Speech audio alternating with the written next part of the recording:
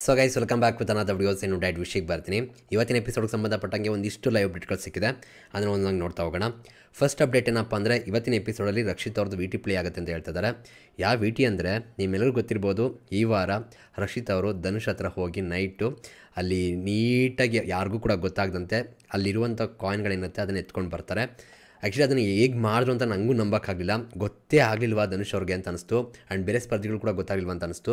ಅಷ್ಟು ಸಕ್ಕದಾಗಿ ಆ ಪ್ಲ್ಯಾನ್ ಮಾಡಿ ಎಕ್ಸಿಕ್ಯೂಟ್ ಮಾಡು ಅಂತಲೇ ಹೇಳ್ಬೋದು. ಅದ್ರ ಜೊತೆಗೆ ಈ ವಾರ ತುಂಬ ಚೆನ್ನಾಗಿ ಆಡಿರುವಂಥದ್ದು ಯಾರಪ್ಪ ಅಂದರೆ ರಕ್ಷಿತ್ ಅಂತ ಹೇಳ್ಬೋದು. ಆ್ಯಂಡ್ ಅವರ ಒಂದು ಮೂವ್ ಏನಿತ್ತು ಅಥವಾ ಸ್ಟ್ರಾಟಜಿ ಏನಿತ್ತು, ಅದರಿಂದ ಆ ಟೀಮ್ಗೆ ತುಂಬ ಬೆನಿಫಿಟ್ ಸಿಕ್ತು. ಕೇವಲ 10 ಪಾಯಿಂಟಿಂದ ಸೋಲ್ತಾರೆ, ಬಟ್ ಅಲ್ಲಿ ಆ ಟೀಮ್ ಟೋಟಲ್ ತಗೊಂಡ್ರು ಕೂಡ ಇವ್ರದ್ದು ಎಷ್ಟಿದ್ದಂಥದ್ದು. ಸೊ ಹಾಗಾಗಿ ನನ್ನ ಪ್ರಕಾರ ರಕ್ಷಿತ್ ಅವರು ಈ ವಾರ ಸಿಕ್ಕಾಪಟ್ಟೆ ಡಿಸರ್ವ್ ಇದ್ದಾರೆ ಕಿಚ್ಚನ ಚಪ್ಪಡಿಗೆ ಕೂಡ ಅಂತ ಅನಿಸ್ತು. ಯಾಕಂದರೆ ಆ ಸ್ಟ್ರಾಟಜಿ ಆಗ್ಬೋದು, ಆ ಮಾತುಗಳಾಗ್ಬೋದು, ಆ್ಯಂಡ್ ರಘುವಣ್ಣಂಗೆ ವಿಷಯ ತಿಳಿಸಿದ್ದಾಗ್ಬೋದು ಸೂರಜ್ ಬಗ್ಗೆ. ಸೊ ಇದೆಲ್ಲ ನೋಡಿದಾಗ ಗೇಮ್ನ ಅನಲೈಸ್ ಮಾಡ್ತಿರೋ ರೀತಿ ಆಗ್ಬೋದು, ಪ್ರತಿಯೊಂದು ನೋಡಿದಾಗ ಐ ಥಿಂಕ್ ತುಂಬ ಸಗದಾಗಿ ಆಟ ಆಡ್ತಿದ್ದಾರೆ. ಬಿಗ್ ಬಾಸ್ ತುಂಬ ಚೆನ್ನಾಗಿ ಅರ್ಥ ಮಾಡ್ಕೊಂಡಿದ್ದಾರೆ ಆ್ಯಂಡ್ ಆನೆಸ್ಟ್ ಆಗಿದ್ದಾರೆ. ಇದು ತುಂಬ ಇಷ್ಟ ಆಗ್ತಿರುವಂಥದ್ದು. ಆ್ಯಂಡ್ ಇವತ್ತು ಆ ವಿ ಟಿ ಪ್ಲೇ ಮಾಡಿದಾಗ ಗೊತ್ತಾಗುತ್ತೆ ಹಿಂಗಾಯಿತು ಏನು ಕತೆ ಅಂತ. ಮಸ್ತ್ ಇರುತ್ತೆ. ಆ್ಯಂಡ್ ಧನುಷ್ ಅವ್ರಿಗೆ ಪಾಪ ಲೇಟಾಗಿ ಮಲ್ಕೊಂಡ್ರಲ್ಲ, ನಿದ್ದೆ ಜಾಸ್ತಿ ಆಗಿಬಿಟ್ಟಿತ್ತು ಅಂತ ಅನಿಸುತ್ತೆ, ಗೊತ್ತಾಗಲಿಲ್ಲ. ಬಟ್ ಸಗದಾಗಿ ಪ್ಲ್ಯಾನ್ ಎಕ್ಸಿಕ್ಯೂಟ್ ಮಾಡಿದಂಥದ್ದು ರಕ್ಷಿತಾ. ವೆರಿ ಗುಡ್ ಅಂತ ಅನಿಸುತ್ತೆ. ಒಳ್ಳೆ ಕಂಟೆಸ್ಟೆಂಟ್ ಆಗಿ ಬರ್ತಾ ಇದ್ದಾರೆ ಸ್ಟ್ರಾಂಗಾಗಿ, ಹಿಂಗೆ ಮುಂದುವರಿಲಿ. ಆ್ಯಂಡ್ ಇದಾದಮೇಲೆ ನೆಕ್ಸ್ಟು ಏನಪ್ಪ ಅಂದರೆ, ಇದು ನನಗೆ ಅರ್ಥ ಆಗಲಿಲ್ಲ ಸ್ವಲ್ಪ. ಚಂದ್ರಪ್ರಭಾ ಮತ್ತು ರಿಷಾ ಅವರಿಬ್ಬರದು ಲೀಲಾವೇಶ ಹೈಲೈಟ್ ಅಂತ ಏನೋ ಹಾಕಿದ್ದಾರೆ.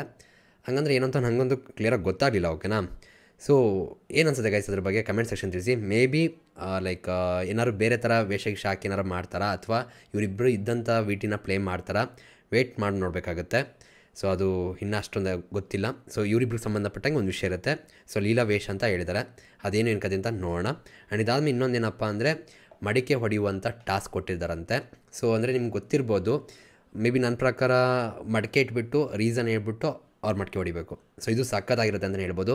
ನನಗೆ ಸೀಸನ್ 10 ಇವಾಗ ನೆನಪಾಗುತ್ತೆ ಮಡಿಕೆ ಹೊಡೆಯೋದು ಅಂತ ಬಂದಾಗ, ಸಕ್ಕತ್ತಾಗಿತ್ತು. ಬಟ್ ಅದನ್ನು ಈ ವಾರಕತೆ ಕಿಚನ್ ಎಪಿಸೋಡಲ್ಲಿ, ಈಗ ಸಂಡೇ ಎಪಿಸೋಡಲ್ಲಿ ಆ್ಯಕ್ಟಿವಿಟಿಯಾಗಿ ಇಟ್ಟಿರುವಂಥದ್ದು ಅಷ್ಟು ಇಷ್ಟ ಆಗ್ತಿಲ್ಲ. ಬಟ್ ಓಕೆ, ಇಲ್ಲಾದರೂ ಒಂದು ಎಂಗೇಜ್ ಆಗಿರುತ್ತೆ, ಚೆನ್ನಾಗಿರುತ್ತೆ ಅಂತ ಅನಿಸುತ್ತೆ. ಬಟ್ ಇದನ್ನು ನಾಮಿನೇಷನ್ಗೆ ಯೂಸ್ ಮಾಡಿ ಇನ್ನೂ ಸಕ್ಕತ್ತಾಗಿರೋದು ಅಂತ ಅನಿಸುತ್ತೆ. ಯಾಕಂದರೆ ಇವಾಗ ಸುದೀಪ್ ಅಣ್ಣ ಮುಂದೆ ಕೆಲವು ಮಾತುಗಳು ಆಡ್ದಂಗೆ ಸೈಲೆಂಟಾಗಿರ್ತಾರೆ, ಬಟ್ ಅದೇ ಎಪಿಸೋಡ್ ಅಂತ ಬಂದಾಗ ತುಂಬ ಚೆನ್ನಾಗಿ ಏನು ಬೇಕು ಅವ್ರು ಬಾಯಿಗೆ ಬಂದಂಗೆ ಮಾತಾಡೋರು, ಇಂಟ್ರೆಸ್ಟಿಂಗ್ ಆಗಿರೋದು. ಹಾಗಾಗಿ ಸೊ ಈಗ ಮಡಿಕೆ ಹೊಡೆಯುವಂಥ ಟಾಸ್ಕ್ ಇರುತ್ತೆ. ಸೊ ಅದರಲ್ಲಿ ಯಾರು ನೇಮ್ನ ಯಾರು ತಗೊಂಡು ಯಾರಿಗೆ ಮಡಿಕೆ ಹೊಡಿತಾರೆ ನೋಡೋಣ. ಅದರಲ್ಲೂ ಕೂಡ 2 ಟೀಮ್ ಇದೆಯಲ್ಲ, ಈಗ ಒಂದು ಕಡೆ ಅಶ್ವಿನ್ ಮೇಡಮ್ ಟೀಮ್ ಅದೇ, ಇನ್ನೊಂದು ಕಡೆ ಗಿಲ್ಲಿ ಟೀಮು. ಸೊ ಅವ್ರವರು ಆಪೋಸಿಟ್ ಹಾಕೊಳ್ಳೋ ಚಾನ್ಸ್ಗಳು ಜಾಸ್ತಿ ಇರುತ್ತೆ. ವೆಯ್ಟ್ ಮಾಡಿ ನೋಡೋಣ.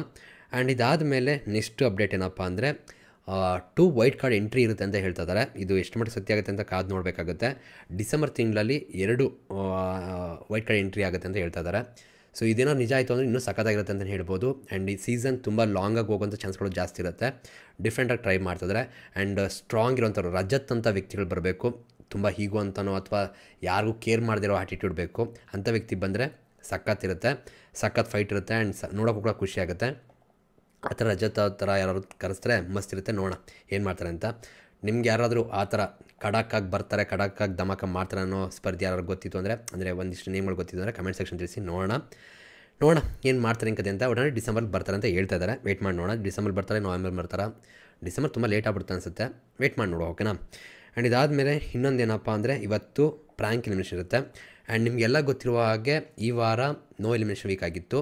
ಆ್ಯಂಡ್ ನೋ ಎಲಿಮಿನೇಷನ್ ವೀಕ್ ಅಂದರೆ ಯಾವುದೇ ರೀತಿಯಾದ ಎಲಿಮಿನೇಷನ್ ಇರೋದಿಲ್ಲ. ಆ್ಯಂಡ್ ಇಲ್ಲಿ ಪ್ರ್ಯಾಂಕ್ ಎಲಿಮಿನೇಷನ್ ಅಂತ ಬಂದಾಗ ಲೈಕ್ ಸುಮ್ಮನೆ ಕಳಿಸೋ ರೀತಿ ನಾಟಕ ಮಾಡ್ತಾರೆ, ಓಕೆನಾ? ಸೊ ಈ ಥರ ಯಾರಿಗೆ ಮಾಡಬೇಕು ಅಂತ ಬಂದಾಗ ನನ್ನ ಪ್ರಕಾರ ಅಶ್ವಿನ್ ಮೇಡಮ್ಗೆ ಮಾಡಬೇಕಾಗಿತ್ತು. ಇಲ್ಲ ಗಿಲ್ಲಿ ಅವ್ರದ್ದು ಕೂಡ ತುಂಬ ಜನ ಹೇಳ್ತಿರಲ್ಲ.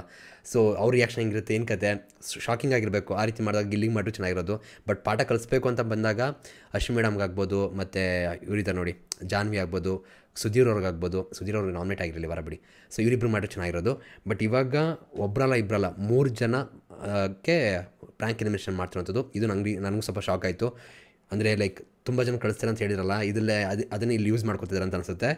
ಈಗ ಪ್ರ್ಯಾಂಕ್ ಎಲಿಮಿನೇಷನಲ್ಲಿ 3 ಜನ ಹೋಗ್ತಾರೆ ಅಂತ ಅಪ್ಡೇಟ್ ಬರ್ತಾರೆ ನೋಡಿ, ನನಗೆ ಶಾಕ್ ಆಯಿತು. ಆ್ಯಂಡ್ ಅದ್ರಲ್ಲಿ ಯಾರ್ಯಾರಪ್ಪ ಅಂದರೆ, ಸ್ಪಂದನ, ರಾಶಿಕಾ, ಧ್ರುವಂತ್. ಸ್ಪಂದನ ಪಾಪ ಅದು ಕಿತ್ಬಿಡ್ತಾರೆ ಅಂತ ನೋಡಬೇಕು. ಆ್ಯಂಡ್ ಬೇರೆ ಸ್ಪರ್ಧಿಗಳು ಯಾವ ಥರ ರಿಯಾಕ್ಟ್ ಮಾಡ್ತಾರೆ ಅಂತ ಕಾದು ನೋಡಬೇಕು.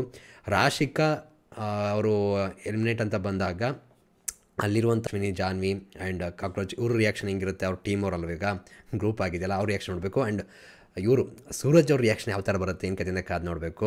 ಸೊ ಜೆನ್ಯೂನ್ ಆಗಿದೆಯಾ ಅಥವಾ ಇವ್ರನ್ನ ಸುಮ್ಮನೆ ಡ್ರಾಮಾ ಮಾಡ್ತಿದ್ದಾರಾ ಏನು ಕತೆ ಎಲ್ಲೋ ಕೂಡ ಅಲ್ಲೇ ಗೊತ್ತಾಗ್ಬಿಡುತ್ತೆ ಅವ್ರ ಎಕ್ಸ್ಪ್ರೆಷನ್ಗಳಲ್ಲಿ ಅವ್ರು ಯಾವ ಥರ ರಿಯಾಕ್ಟ್ ಮಾಡ್ತಾರೆ ಅನ್ನೋದರಲ್ಲಿ ಕಾದು ನೋಡೋಣ. ಇದಾದಮೇಲೆ ಧ್ರುವ ಅಂತು.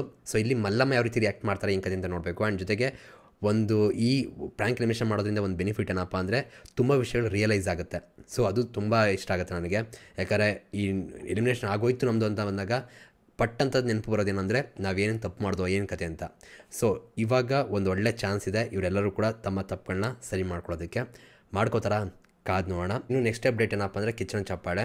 ತುಂಬ ಜನ ಕೇಳ್ತಿದ್ರಿ ಯಾರಿಗೆ ಕಿಚನ್ ಚಪ್ಪಾಳೆ ಸಿಕ್ಕಿದೆ ಏನು ಕತೆ ಅಂತ. ಇವಾಗ ಸಿಕ್ಕಿರೋ ಅಪ್ಡೇಟ್ ಏನಪ್ಪ ಅಂದರೆ ಯಾರಿಗೂ ಕೂಡ ಕಿಚನ್ ಚಪ್ಪಾಳೆ ಸಿಕ್ಕಿಲ್ಲ ಅಂತ ಹೇಳ್ತಿದ್ದಾರೆ. ಗೊತ್ತಿಲ್ಲ ಯಾಕೆ ಅಂತ. ಬಟ್ ಈ ವಾರ ಆಟಗಳಂತ ಬಂದಾಗ ಕೂಡ ತುಂಬ ಗಲಾಟೆಗಳಾಗ್ಬೋದು, ಮಾತು ಇಳ್ದಂತೆ ಕೂಡ ಆಗ್ಬೋದು, ತುಂಬ ವಿಷಯಗಳೆಲ್ಲ ಆಗಿದೆ. ಸೊ ಹಾಗಾಗಿ ಸುದೀಪ್ ಅಣ್ಣ ಯಾರು ಕೂಡ ಕಿಚನ್ ಚಪ್ಪಾಳೆ ಕೊಟ್ಟಿಲ್ಲ ಅಂತ ಅನಿಸುತ್ತೆ. ಬಟ್ ಆದರೂ ನಮ್ಮ ಹಳೆ ಬಿಗ್ ಬಾಸ್ ಏನಿತ್ತು ಅದು ಮಿಸ್ ಆಗ್ತಿದೆ ಅಂತ ಅನಿಸುತ್ತೆ.